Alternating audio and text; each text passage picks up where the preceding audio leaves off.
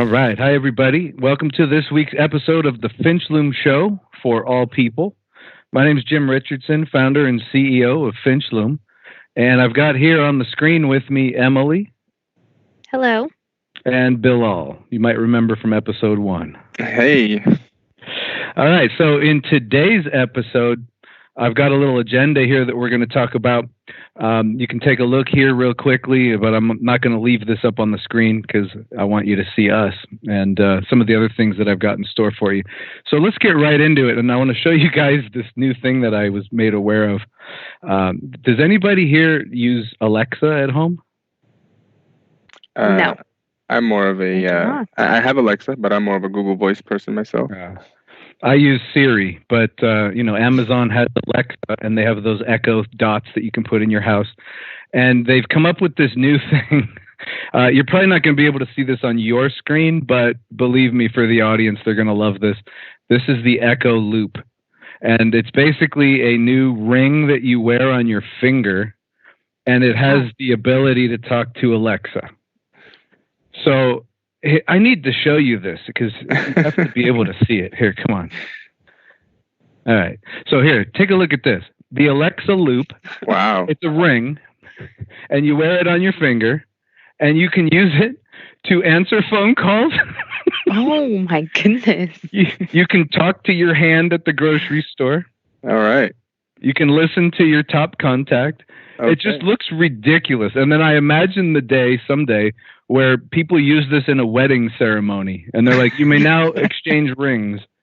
And then someone puts the Alexa Loop on their hand. Awesome. I can just imagine Alexa confirming the marriage. Yeah, right. So that was really the first thing I want to start off with, which is just a real frivolous, light-hearted thing. And now the second thing I want to tell you about is more of a new announcement. You guys use Teams, right? Of course. Every day. Oh, we're using it now. And there's a feature that they're developing that's coming out probably in a month or two called Walkie Talkie. And if you've used Apple Watch, you know what that is. It's basically you push a button, you say something, and then it delivers that message to the other person. Have you ever used that? No. I don't want to give my age away. Why? Because you use the Nextel. Exactly. That little click to talk thing. Yeah. So that's basically the same thing now. They're going to do that with Teams. And here, I'll show it up on screen.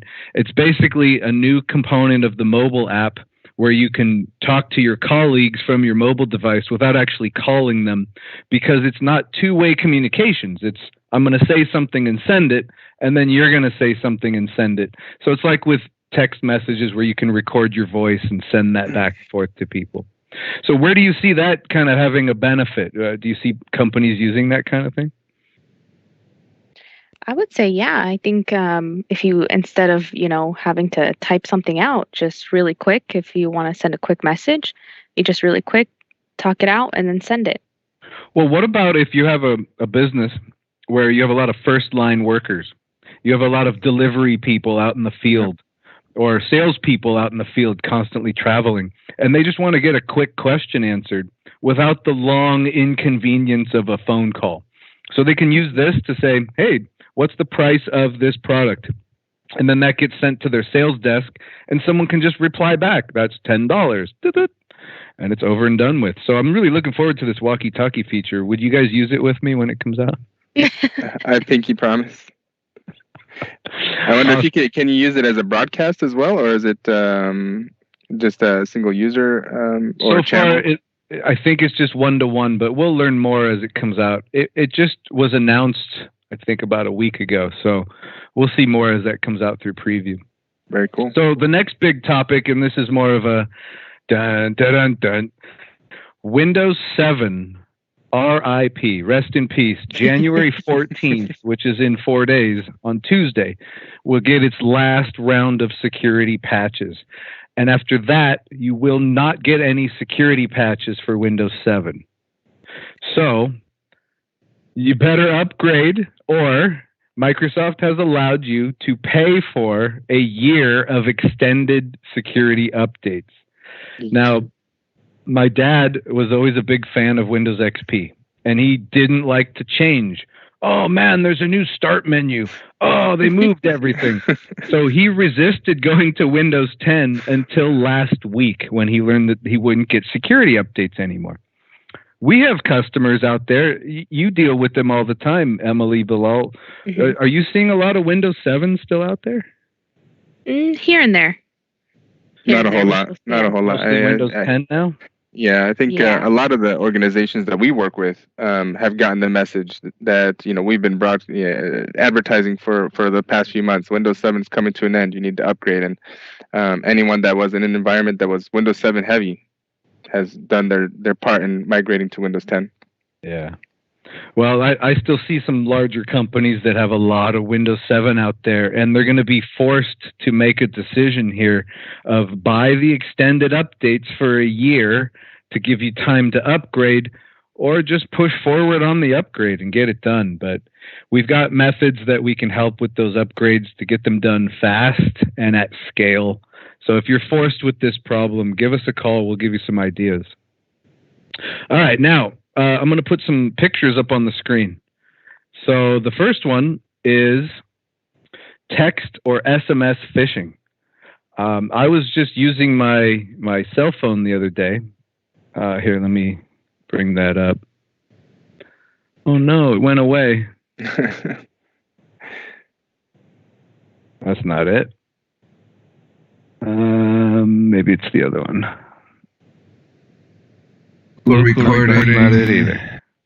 All right. Well, let me see if I can get that picture up for us here. Maybe it's. Yeah, I'm gonna have to load my email for that. So while I'm loading my email, let me just explain what happened. So I was just using my phone. Actually, here, let's do this. This will be fun. Instead of sharing my screen, let's put us back on. Mm-hmm. And I'm going to bring up the actual text message that I got, and I'm going to show it to you on the screen here. So basically, it was a text message that said, these are your Amazon 2020 resolutions.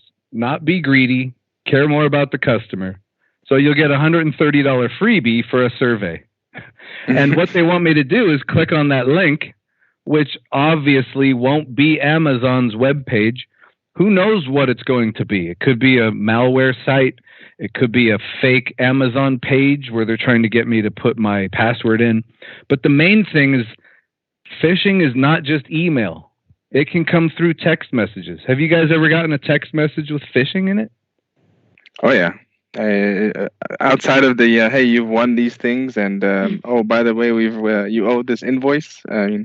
We've seen them come through. But I guess previous to this conversation, I didn't consider them phishing texts. I call them spam texts. Spam text. Yeah. Yeah, but remember, phishing is all about trying to get you to do something by tricking you, whether it's give up your password or get you to go to a site to install malware. They're trying to trick you into going somewhere to get something from you. So whenever you get a message like that, it's best to just delete it. Don't click on it. But like me, I click on anything. So I clicked on that and it opened in a browser and it redirected to like 4 different web pages and it landed on basically a shopping site. So they were using it to get advertising money and to sell things. It wasn't actually phishing, but still it was shady and scammy. Yeah. All right. So let's go on to our next topic. This is about the anatomy of an email scam. So for this, I've logged into our website where we run our Phish Prevent service. And this is a service where people can submit emails to us where they say, hey, this might be fishy. And then we can review it and see if it has any of those components and then mark it as, yep, this is phishing, or we can return it back to the end user and say, no, this is legitimate. It's fine. So in our company, some of you who are watching this may have heard of a guy called Brian Levine. So a hacker out there decided to impersonate Brian Levine. And we all know Brian's email address is not admin@directservers.net. So that's the first giveaway that this is bad. They're impersonating Brian. But then the hacker sent this email to one of our employees. In fact, it was you, Emily. Yep, I remember that. You Wow. remember seeing it. And so what went through your head when you first saw this? Let me know if you're free at the moment. Well, when I first read the email, I was like, first of all, he normally just comes over. He could Teams me. Yeah, exactly. This is fishy. So why would you email someone that you sit right next to and say, let me know if you're free? But then, the second part of it was, there's no links in here. What are they trying to trick you into doing? Well, I feel like they just want to warm me up a little bit. Exactly. So they're grooming you as a victim, as a target, to try and see who you are, what you know, and what your relationship to Brian is. And I guarantee you, at some point down the road, if you were to have engaged with this hacker, they would start asking you to redirect direct deposits or move some money into a different bank account or whatever it may be. So it was great that you used the report phishing button and sent this into our team to evaluate. And we can see here that our team, Terry Royster, the crack analyst here on our security hunting team, confirmed that this was indeed spam and phishing attack. Hello, you want to say something? No, I was just saying he did a pretty good job with that. And then I'm sure you were going to go down the line of things that say, hey, this is a bad email. But I was going to point to the domain age there being only 4 days old. Oh. I think Finchloom's been around a little longer than that. They just bought the domain. They spent their hard-earned $15 to buy a new domain so they could try and trick us. Good job, guys. All right, so that's that anatomy of a phishing attack. We like to show that off. All right, now I'm going to move on to this. This is interesting. I'm putting it up on screen here. It's basically a letter that was sent to me by Adventist Health. They're a hospital organization. And here at Finchloom, we're a specialty is the healthcare vertical. So we deal with a lot of hospitals. We deal with a lot of healthcare organizations, but not Adventist Health, unfortunately. So basically, any time a hospital gets breached now, they're required by law to send this embarrassing letter to all of their patients, all of their customers saying, sorry, we were breached. And they have to explain what happened. So as we read through this, I'll just briefly read it. One of the hospital associates was a victim of a phishing attack. Sounds familiar. It compromised their Office 365 account login credentials, including their hospital email account. Then the perpetrator, the hacker, used the compromised credentials to access the email account and kind of sit there quietly while reading that person's email. And so, again, like with you, Emily, the hacker is in this hospital worker's email box trying to figure out what they do and whether they have access to funding or paying bills or HR and that kind of thing. So they were trying to look for ways to redirect payments to the hackers instead of to the actual vendor that the hospital needed to pay. Now, what's nice here is the security team at the hospital did take down the account. They changed the password and they investigated. But a simple thing here could have prevented this. Bilal, what do you think that simple thing is? About the compromised account? MFA? What could have prevented this? Yeah, MFA. Multi-factor authentication. Absolutely. So the hacker sent in basically a fake email and said, here, click this link to change your password. The user goes into this fake web page, puts in the password. Now the hacker has that password. If you had MFA, when you go to sign in, even if they have your password, you'd be getting these prompts for MFA and you can deny them and thwart the hacker from getting in.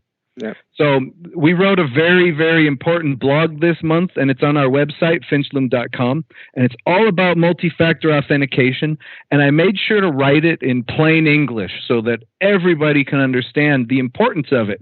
And I want to tell you, if you're a person that's watching this right now and you feel like you don't have any say-so, you're just a worker, you can't really make changes at your work, take this information to your boss and say, if I had MFA, we could stop me from getting phished. Please get me MFA. And I want you as an end user, as an employee of a company, to take some responsibility for the company and go to your boss and ask for that. It's a simple thing. Like if you were buying a car from a manufacturer, you'd want to make sure that car had a seatbelt. So if you're getting a job somewhere and they don't use MFA, that's like driving a car without a seatbelt. And you should demand MFA at your workplace. Multi-factor authentication can save you from getting phished, save you from getting compromised, and save your company the embarrassment of having to send out this data breach alert. So let's get on the MFA bandwagon and start using that, yeah? Absolutely. I'm with it. I mean, it's not a law yet, but I think it should be a company policy in on almost any environment. And Jim, since we paused, I think you might be sharing the wrong screen where we're doing a double vision here, sharing the screen from James Jones. There we go. Yeah, I forgot. I'm on the master screen that's broadcasting, so I see what the people see, and you see what you guys see. Oh, okay. I didn't. I didn't know there was a difference. That's good. But yeah, MFA, we've seen it thwart multiple attacks, and in most of the environments that we support, we've been able to proactively monitor and see when a user says, "Hey, I don't know what's going on with my account. I keep getting requests for security code, but I'm not the one trying to access my email." It's easy for us. We log into our, the Azure admin side, and we can see, that somebody's trying to log in from Nigeria, and we know that there's, we don't just change the password, and then they won't be able to send you MFA prompts anymore. Yeah. So, Emily, you use MFA, don't you? Yes, I do. Do you feel like it's an inconvenience? Not at all.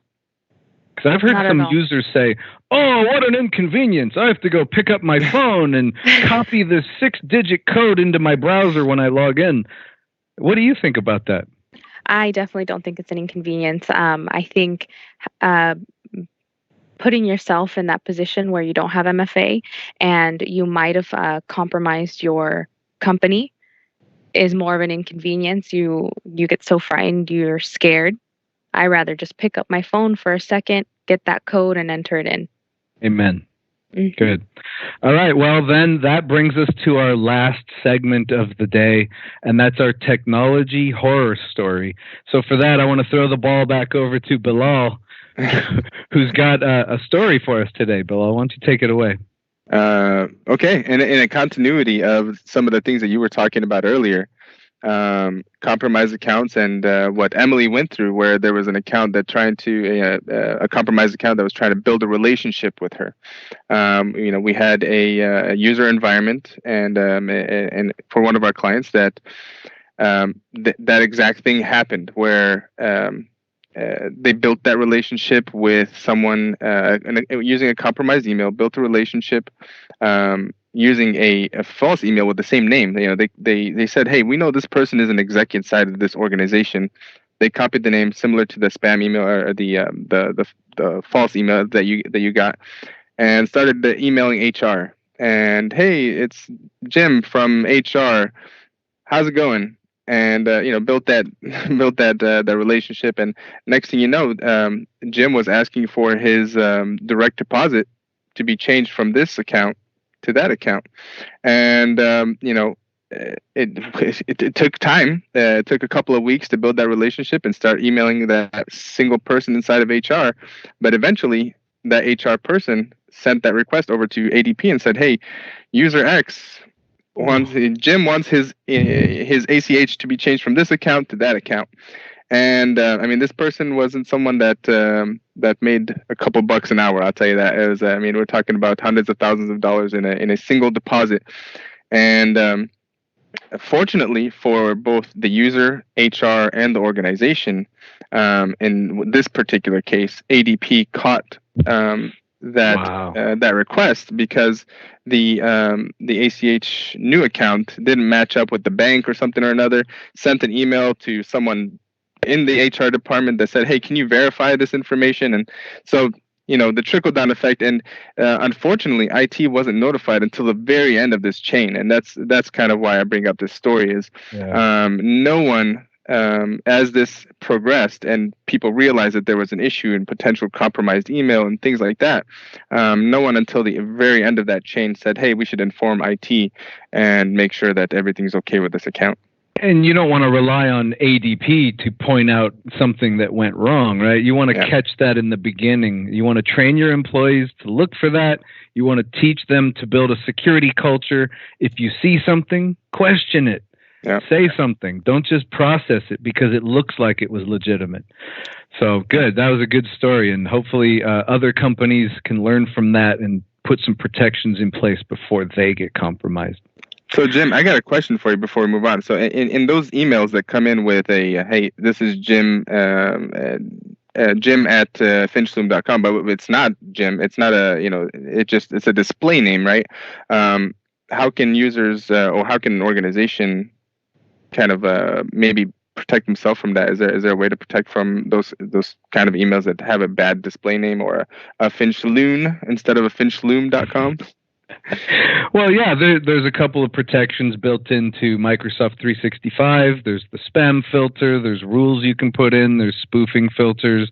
Then there's third-party solutions like Finchloom has Fish Prevent that can sit in front of the mailbox and detect these kind of things and give the user a button where they can report suspicious email directly to your threat hunters, which would be us. But yeah, it's a combination of technology plus people and the processes to build a complete security culture to compete against this kind of thing. So thank you guys for joining this week. I'm going to end the show now. Remember to subscribe to our YouTube channel so you get notifications when we go live. This is not a regular routine show where we start at the same time every time.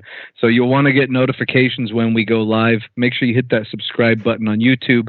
Also, check in on our website, finchloom.com, where you can read that blog I wrote about multi-factor authentication, and you can see some of the other things that we're working on this year. So that was our show for this week. Thanks again for joining us. My name is Jim Richardson, and Emily and Bilal, we thank you for joining us again. Take care, everybody. Jim. Take care.